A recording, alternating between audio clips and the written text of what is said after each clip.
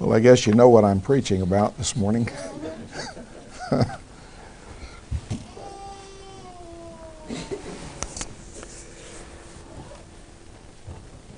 He got here red and wrinkled, scared and crying. Then she took him up and held him to her breast, and he sure was glad to get what Mama offered. Then he went to sleep and put his fears to rest. It didn't seem to matter what he needed. He could always count on Mama to supply. And regardless of the sleep she might be losing, he always found a twinkle in her eye. There ought to be a hall of fame for mamas. Creation's most unique and precious pearls. And heaven help us always to remember that the hand that rocks the cradle rules the world. She taught him all the attributes of greatness that she knew he couldn't learn away from home. And by the time she wore the cover off her Bible, her hair was gray and her little man was gone. There ought to be a hall of fame for mamas. Creation's most unique and precious pearls. And heaven help us always to remember that the hand that rocks the cradle rules the world. Yes, the hand that rocks the cradle rules the world. That song was written by Ted Harris. It was released in May of 1987, recorded by Glenn Campbell and Steve Wariner, and it made it to number 6 on the Billboard Hot Country Singles and Tracks chart. Maybe some of you remember that country song. Let me say I just couldn't agree more. There really ought to be a hall of fame for mamas. And I'm glad that we live in a country that sets aside a special day once a year to honor the women who gave us life and love and loyalty and so many of the good things that we enjoy. And when I think of motherhood, I think of the passage that I asked Rick to read to us just a few moments ago. I think about the wise man's description of the worthy woman in Proverbs chapter 31. It is a depiction of the ideal wife and mother, the kind of wife and mother that every woman ought to aspire to be. The wise man's description of the worthy woman is an acrostic poem. Every verse begins with one of the 22 letters of the Hebrew alphabet in ascending order. And I'd like for us to spend our time together this morning looking at what the wise man tells us about this worthy woman. And I want you to notice that the very first thing that he says is that she is a priceless treasure. Our English versions describe her as a worthy woman or a virtuous woman, or some say an excellent wife. I understand that the Hebrew word that's used here is elastic enough to kind of encompass all of those kinds of ideas. Interestingly enough, this word that's translated worthy or excellent or virtuous is the one that's used in 1 Samuel 16 and verse 18 to describe the heroic, mighty men of valor that served David. It's a word that Boaz used to describe Ruth in Ruth chapter 3 and verse 11 when he said to her, "And now, my daughter, do not fear. I will do for you all that you request, for all the people of my town know that you are a virtuous woman."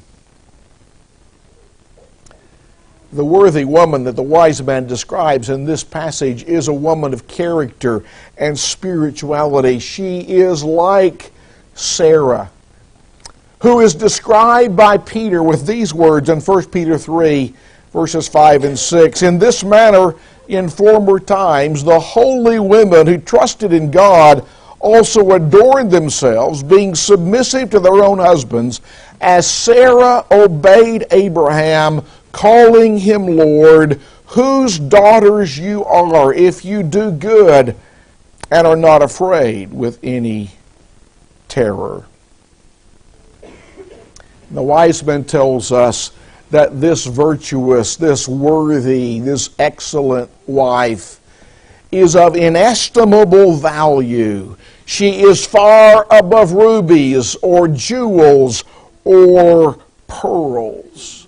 The wise man says in Proverbs 12 and verse 4, an excellent wife is the crown of her husband, but she who causes shame is like rottenness in his bones. The 18th chapter of Proverbs and the 22nd verse, the wise man says, he who finds a wife finds a good thing and obtains favor from the Lord. That was one of my favorite passages when I was a bachelor for all those many years. She is a gift from God. The wise man says in Proverbs 19, verse 14, houses and riches are an inheritance from fathers, but a prudent wife is from the Lord. The English poet Alexander Pope wrote, all other goods by fortune's hand are given. A wife is the peculiar gift of heaven. All right, may I suggest that those who are looking for a worthy woman to marry need to be trusting in and relying on and praying to the God of heaven for his help in finding her. Ladies, if you want to be a good wife and mother, you've got to begin by being a good woman first. And fellas, if you want to find a good wife and mother, you've got to be looking for a good woman. And when you find her, you need to treat her as something special. Peter says in 1 Peter 3 and verse 7, husbands likewise deal with them with understanding, giving honor to the wife as to the weaker vessel, and as being heirs together of the grace of life, that your prayers may not be hindered. Fellas, she should be treated like a Ming vase, not some old garbage can. She should be treated like a princess. And ladies, the wise man wants you to understand that true worth and value is not to be found in climbing the corporate ladder. Is to be found in moral excellence. The worthy woman, the wise man says, is a priceless treasure. And then in the second place, he describes her in verse 11 as a faithful wife. The heart of her husband safely trusts her so that he will have no lack of gain. Her husband has implicit and unqualified trust in his wife. He trusts her with his good name. He trusts her with his children, with his property. And he trusts her completely because she has earned that kind of respect and trust. A husband married to a worthy woman doesn't have to worry when he goes off to work about what his wife will be doing and where she might be going and who she's with and how much money she's going to spend. Unfortunately, that's not always the case with every woman. In Proverbs chapter 7, the wise man describes a very different kind of woman, beginning in verse 18. when she, in her efforts to seduce a naive young man, says, "Come, let us take our fill of love until morning. Let us delight ourselves with love. For my husband is not at home. He has gone on a long journey. He has taken a bag of money with him and will come home on the appointed day." With her enticing speech, she caused him to yield. With her flattering lips, she seduced him. Immediately he went after her as an ox goes to the slaughter, or as a fool to the correction of the stocks, till an arrow struck his liver. As a bird hastens to the snare, he did not know it would cost his life. That gal is certainly not the worthy woman that the wise man is describing here. Notice that he tells us in the last part of verse 11 that she is responsible in her use of their material prosperity. Some women can spend more money than a man could earn in 1,000 lifetimes. And I understand that financial difficulties are the number one reason or cause for divorce in our society today. But a worthy woman doesn't act like that.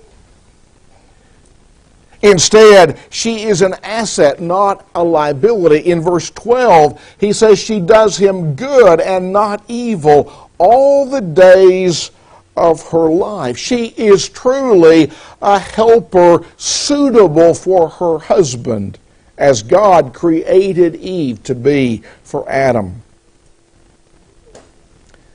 The worthy woman does everything that she can do, everything in her power, to make sure that her children have a godly father. And so she is constantly looking out for both his physical and his spiritual welfare. She's going to support her husband in his career, in his desires, in his leadership, in his religious activities. Have you ever known a woman that undermines her husband in the rearing of their children? Have you ever seen that kind of a thing happen? That's certainly not the kind of woman that the wise man is describing here. And she is certainly in stark contrast to Job's wife, who in the very depths of his despair said, "Curse God and die." The worthy woman will be an asset through thick and thin, good times and bad times, and she will remember her vow that she uttered on her wedding day. She will keep the promise when she said, "I, Lisa, take thee, Mark, to be my lawfully wedded husband, to have and to hold from this day forward in sickness and in health, in adversity and prosperity, to love and to cherish until death do us part." In the next section of the poem, in verses 13 through 19, the wise man describes her as a willing worker. I'm not going to take the time to read that entire section again, but I want to highlight some things that the writer tells us here. First of all, she's a worker. She's not the kind of woman who's afraid to get her hands dirty, afraid to break a fingernail or mess up her hairdo. Wool and flax were used to make linen. And the wool and the flax were first made into yarn or thread, and then the yarn or the thread was made into cloth, and then the cloth was made into garments. It was quite a task to make clothing in Bible times. The two trips that I've been fortunate enough to make to Israel, we visited Nazareth village, which is kind of a recreation of first century Nazareth. And there's a woman in one of the little areas there, and she demonstrates how that the women spun the yarn into thread. And they didn't have spinning wheels like we are accustomed to as far as colonial days in this country is concerned. But it was quite a process. In Bible times, they couldn't go down to the local department store and grab a dress off the rack. If they were to have clothing, they had to make it, starting from scratch, you might say. Well, the woman that the writer here describes was involved in that kind of work. And she did that willingly. She works hard for her family because she loves them and because she wants the very best for them. I'm reminded as I think about this of the words of Jacob, or rather what the text says about Jacob. In Genesis 29 and verse 20, you remember that he wanted to marry Rachel and Laban tricked him and he winds up with Leah instead and has to work 7 more years for Rachel. And the text says in Genesis 29:20, so Jacob served 7 years for Rachel, and they seemed only a few days to him because of the love he had for her. That wasn't an easy time in Jacob's life. He had to deal with drought and frost and sleepless nights, and yet it seemed as a few days to him because of the love that he had for his beloved wife, Rachel. Despite hard work that may at times seem to be monotonous or boring, the worthy woman enjoys opportunities to serve her family. And verse 14 tells us that she's thrifty in all of this. She is like the merchant ships. She brings her food from afar. Ladies, may I say that your coupon saving and your bargain shopping does not go unnoticed by the Lord, and it should not be unappreciated by your husbands. I've learned something since I got married. I've learned that you've got to buy the right thing at the right time, but you got to get it on sale. That's important to the ladies. As a bachelor, if I needed something or wanted something, I just went and I bought it. Now, I didn't pay too much attention. If I could pay the price, I paid it. But the ladies, they want to buy things on sale. It's not at all uncommon for Kathy to tell me that she found something and she is quick to tell me it was on sale.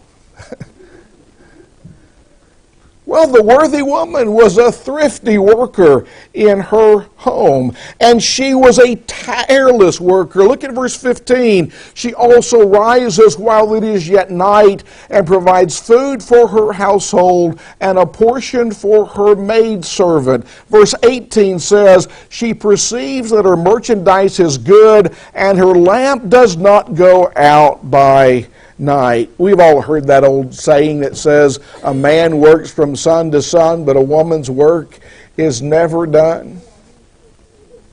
Lisa is smiling because I think she can relate to that. There's not many men who could do what housewives routinely do day in and day out, week after week, month after month, year after year. With all the cooking, washing, drying, scrubbing, wiping, changing, ironing, cleaning, mopping, dusting, shopping, dressing, feeding, sewing, mowing, weeding, going. That's the life of a wife and a mother. And verse 16 tells us that she's productive. It says she considers a field and buys it. From her profit she plants a vineyard. She's concerned about doing anything and everything that she can to help the betterment of her family. And she is no wimp, ladies and gentlemen. She is strong. Look at verse 17. She girds herself with strength and strengthens her arms. The worthy woman is not afraid of hard work.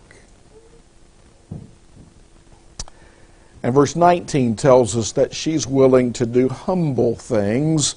It says she stretches out her hands to the distaff, and her hand holds the spindle. But the worthy woman is not just concerned about her family, not just concerned about her husband and her children. She is also a benevolent neighbor. She's concerned about other people outside the home.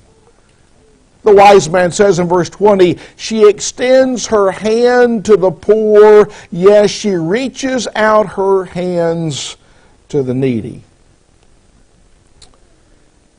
Have you noticed that really good wives and mothers tend to be really good members of a local congregation? They tend to be the kind of people that you can count on in a pinch. They tend to be the kind of people that always show up when there's work to be done. They can be counted on to visit the sick and to prepare meals for those who have lost loved ones, to help out in any way that they can. The worthy woman that's described in this passage was a woman who was kind to those who are less fortunate. The strong and the thrifty are often hard and cold and selfish, but that's not the worthy woman. She is benevolent to the poor. You see, she understands that her response to the poor is an expression of her attitude toward God. The wise man says in Proverbs 14, verse 31, he who oppresses the poor reproaches his maker, but he who honors him has mercy on the needy. You see, our attitude toward God will be reflected in our attitude and our actions towards those who are less fortunate than we. The 19th chapter of Proverbs, in the 17th verse, the wise man says, he who has pity on the poor lends to the Lord, and he will pay back what he has given. And then the worthy woman that the wise man describes in this passage is a good mother. She has foresight and she is prepared for the future. Verse 21 tells us, she is not afraid of snow for her household, for all her household is clothed with scarlet. She's ready for the future. She's ready for the wintertime because she's made the necessary preparation ahead of time. When I was a lad,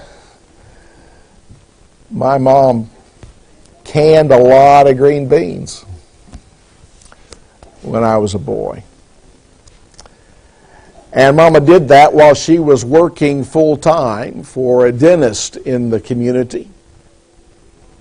Summertime is a busy, busy time for wives and mothers. If you're canning green beans and canning tomatoes and tomato juice, and you're freezing corn, and you're taking care of a garden,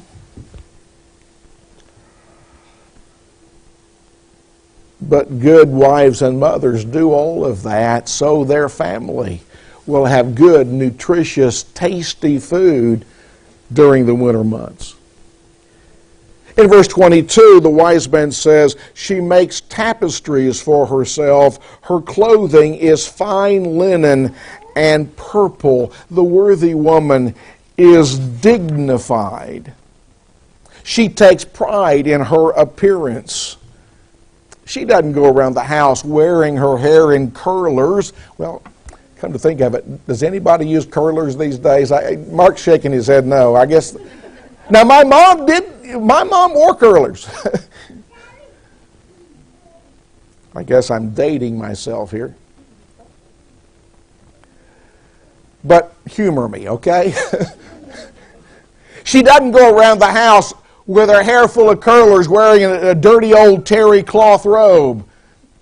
I think I've mentioned the fact that I love old movies, the old black and white movies. And when I think about this picture of a wife wearing that dirty old terry cloth robe, I think of the movie Come Back Little Sheba with Burt Lancaster and Shirley Booth. I don't know if anybody remembers that movie or not, but that was kind of Shirley Booth in that movie.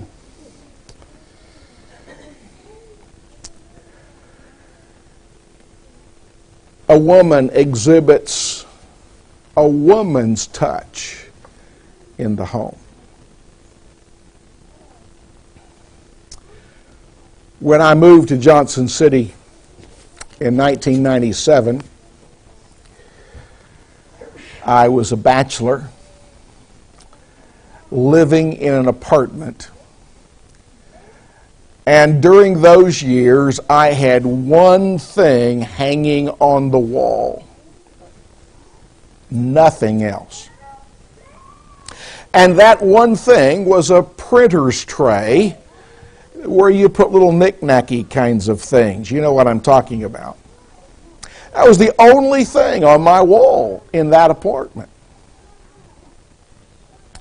And that one thing was on the wall because there were a couple of ladies in the congregation that kind of helped me set up the kitchen. And while I was out running an errand, doing something else, I came back and those ladies had put that one thing on the wall. Do you suppose that one thing would have made it to the wall if they hadn't put it there, Tammy? Ain't no way.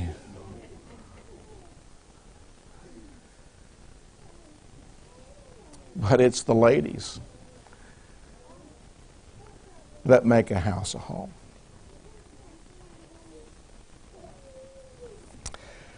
The wise man tells us in verse 23 that the worthy woman is a blessing to her husband. Her husband is known in the gates when he sits among the elders of the land. The city gate was a place where legal transactions would take place, where legal business was conducted, where the elders of a city would render judicial judgments. You may recall that it was in the city gate where Boaz went through all of the legal rigmarole to redeem Ruth so that she could be his wife. The wise man tells us in verse 24, she makes linen garments and sells them and supplies sashes for the merchants. She's industrious.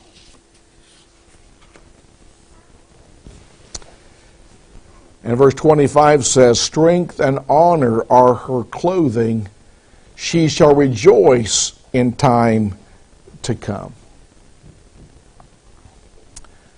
So she's clothed not just with scarlet garments. She is clothed with strength and dignity.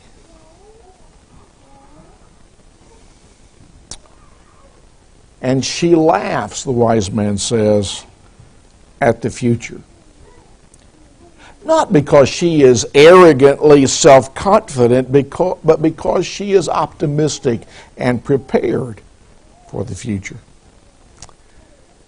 The wise man tells us in verse 27 that she rules her household effectively and efficiently. He writes, she watches over the ways of her household and does not eat the bread of idleness. God intends for wives and mothers to rule the household. Paul told Timothy in 1 Timothy 5 and verse 14, therefore I desire that the younger widows marry, bear children, manage the house, give no opportunity to the adversary to speak reproachfully. A wise woman, the wise man tells us in Proverbs 14:1, builds her house. He says the wise woman builds her house, but the foolish pulls it down with her hands. The wise woman knows what's going on in her family, and the worthy woman is a wise teacher. The wise man says in verse 26, she opens her mouth with wisdom, and on her tongue is the law of kindness.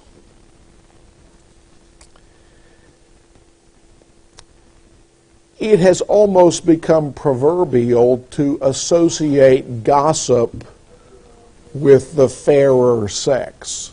Is that not true? Paul describes certain young widows in 1 Timothy 5 and verse 13 by saying, and besides, they learn to be idle, wandering about from house to house, and not only idle, but also gossips and busybodies, saying things which they ought not. Well, the worthy woman is not like that. She's not a gossiping busybody who sticks her nose into everybody else's business. I probably ought to mention the fact that women they're not the only ones who gossip. Men do that too. And sometimes preachers are the worst offenders. But the worthy woman is not some sharp-tongued shrew. She's a teacher. Paul tells us in Titus chapter 2 that older women should be teaching the younger women to love their husbands, to love their children, to be discreet, chaste, homemakers, good, obedient to their own husbands, that the word of God may not be blasphemed. Let me remind you that the Apostle Paul knew that the faith that Timothy had first came from his grandmother, Lois, and his mother, Eunice. Finally, the wise man tells us that the worthy woman is a God-fearing servant. And this is the most important thing that we can say about her. Charm is deceitful, and beauty is passing. But a woman who fears the Lord, she shall be praised. The kind of woman that the wise man is describing here is adorned with inner beauty.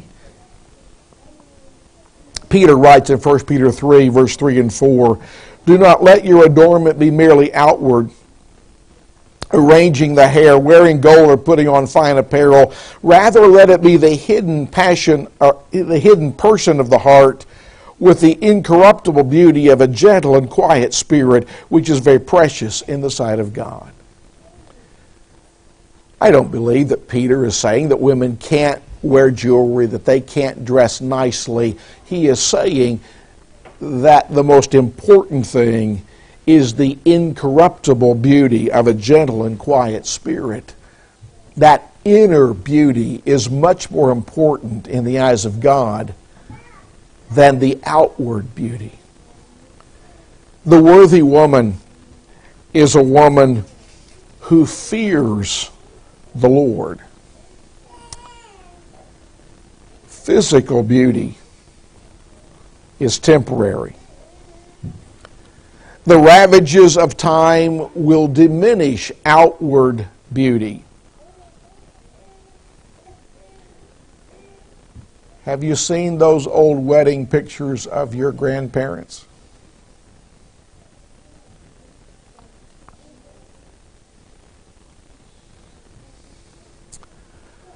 My grandmas looked pretty good in their younger days.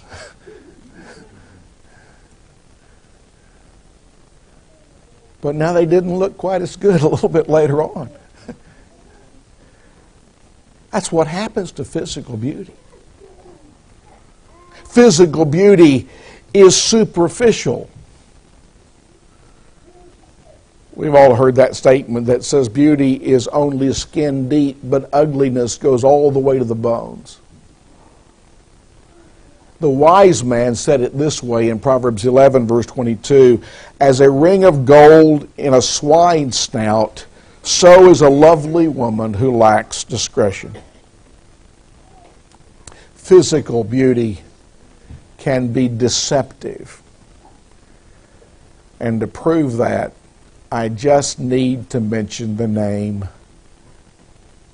Delilah. But folks, the fear of the Lord is enduring. It's deep, it's satisfying, it is worthy of honor. And please note, the wise man says in verse 28, her children rise up and call her blessed. Her husband also, and he praises her. And this is what he says. Many daughters have done well, but you excel them all. And then the wise man ends this poem with these words, give her of the fruit of her hands, and let her own works praise her in the gates. The worthy woman will be praised by her children, by her husband, by her very works. Many years ago, Brother D. Bowman wrote these words. He says, there are a few things in life that rival the beauty of the woman. She defies all attempt at description. She is adorned with the beauty of a butterfly. She is possessed of the tart of the citrus, the honey of the field, the taste of life. She is cunning like a fox, as wise as the owl, as helpless as a lamb. She is the keeper of man, the mother of his children, the teacher of wisdom, the molder of public morality. She is doctor, lawyer, Indian chief. She is druggist and dry cleaner. She is the best of God's gifts to man. And when she is adorned in the feminine frock of frills, ribbons, and bows and lace, she is at her best. She is woman, the most alluring of God's creatures. A little frail? Yes. A little emotional at times? Surely. A little overreactionary at times? Certainly. But through it all, she is woman, the crowning jewel of God's creation. And she was never meant to be anything else. And so, ladies, may I say thank you for all that you do in your homes and in this church, in this community, and in our nation. And may I say,